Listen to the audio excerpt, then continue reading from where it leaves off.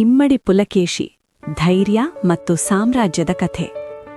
ಬಾದಾಮಿಯ ಕೆಂಪು ಶಿಲಾಪರ್ವತಗಳ ನಡುವೆ ಉದಯಿಸುತ್ತಿದ್ದ ಸೂರ್ಯನ ಬೆಳಕು ಚಾಲುಕ್ಯ ಸಾಮ್ರಾಜ್ಯದ ರಾಜಧಾನಿಗೆ ಹೊಸ ಶಕ್ತಿಯನ್ನು ತುಂಬುತ್ತಿತ್ತು.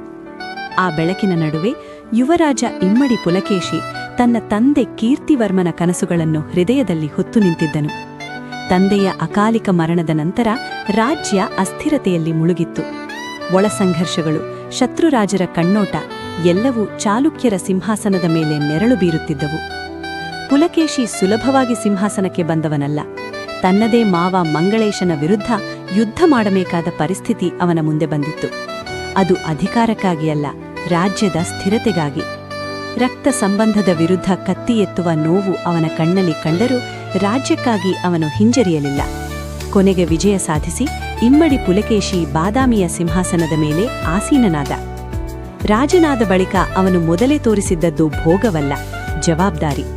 ಸೈನ್ಯವನ್ನು ಬಲಪಡಿಸಿದ, ಸೇನಾಪತಿಗಳಿಗೆ ಸ್ವಾತಂತ್ರ್ಯ ನೀಡಿದ, ಪ್ರಜೆಗಳ ಕಷ್ಟಗಳನ್ನು ಕೇಳಿದ.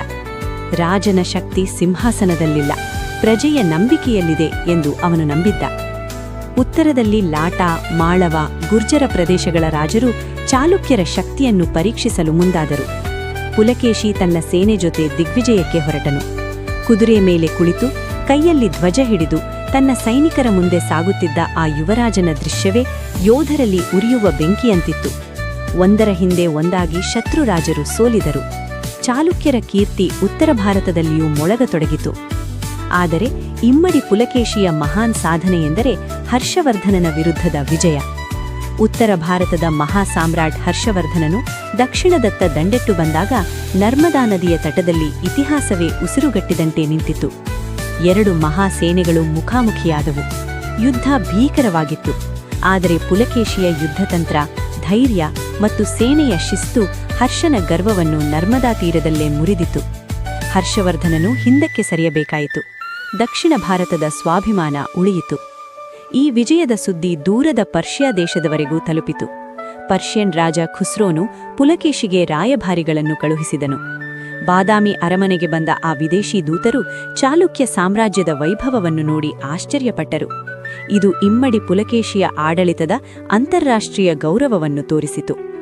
ಆದರೆ ಕಾಲ ಸದಾ ಒಂದೇ ರೀತಿ ಇರುವುದಿಲ್ಲ. ಪೂರ್ವದಲ್ಲಿ ಪಲ್ಲವ ರಾಜ ನರಸಿಂಹವರ್ಮನು ಶಕ್ತಿಶಾಲಿಯಾಗುತ್ತಿದ್ದ.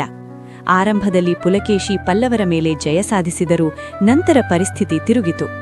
ಪಲ್ಲವ ಸೇನೆ ಬಾದಾಮಿಯವರೆಗೂ ಬಂದು ಚಾಲುಕ್ಯ ರಾಜಧಾನಿಯೇ ಆಕ್ರಮಣಕ್ಕೊಳಗಾಯಿತು.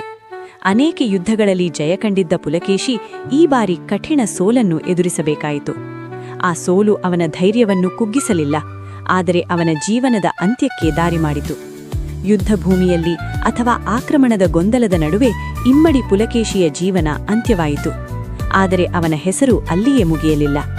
ಇಂದು ಬಾದಾಮಿಯ ಗುಹಾ ದೇವಾಲಯಗಳು, ಐಹೊಳೆ ಪಟ್ಟದಕಲ್ಲಿನ ಶಿಲ್ಪಗಳು ಮತ್ತು ಶಾಸನಗಳಲ್ಲಿ ಇಮ್ಮಡಿ ಪುಲಕೇಶಿಯ ಕೀರ್ತಿ ಇನ್ನೂ ಜೀವಂತವಾಗಿದೆ.